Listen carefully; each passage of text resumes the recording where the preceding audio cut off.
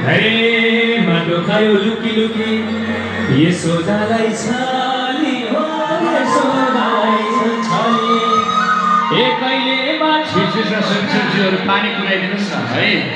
हाम्रो गिरिशरका हुनुहुन्छ विष्णु गिरिशर, हाम्रो मेनपर्सा चाहिँ बिचमा पानी पनि पुऱ्याइदिनु भक्तहरूलाई। र यता अब नाचिसके भक्तहरू तल जाने एउटा भन्दा दुईवटा भजनमा हामी एकछिन पछि नचाउँछौँ अरूलाई। अहिलेको लागि एउटा महत्त्वपूर्ण कुरा, हिजो अपरा एकादशी आज द्वादशीको दिनमा भगवानको आज द्वादशीको 52 अवसर पारेर दान गर्ने थुप्रै दाताहरू हुनुहुन्छ।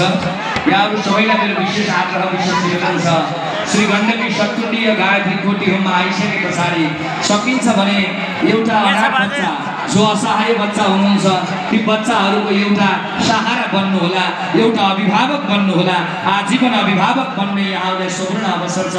1 लाखदेखि माथि दान गर्दाखेरि, त्यसैगरी 51,000देखि माथि दान गर्दाखेरि हजुरहरूलाई दम्पतिको नाम सिरामा आजीवन सदस्य बनी लेख्ने अवसर छ भने 51,000देखि माथि दान गर्दाखेरि यहाँहरूलाई आजीवन सदस्य बन्ने सौभाग्य यहाँहरूलाई मिलेको छ। त्यसैगरी 15,000देखि माथि दान गर्दाखेरि सिलामा नाम लेख्ने व्यवस्था छ।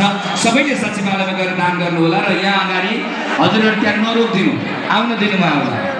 फ्रेम लिएर आउनु है, फेरि त्यहाँ फ्रेम लिएर आउनु र आइसके पछाडि यहाँ नरोकिनु र फ्रेम नलिई सबै यहाँ आउँदैन है।